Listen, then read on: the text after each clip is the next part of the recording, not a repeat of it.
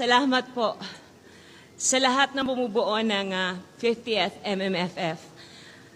Ang sarap sa pakiramdam. Espantaho team, para sa ating lahat to.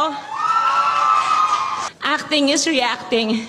Naniniwala akong hindi ko magagawa yung trabaho ko kung hindi dahil sa inyo.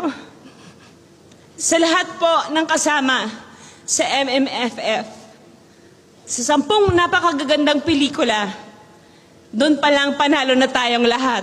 My life, my rock, my husband Ryan, to my 3 beautiful babies, Johan, Lucho, and Luna.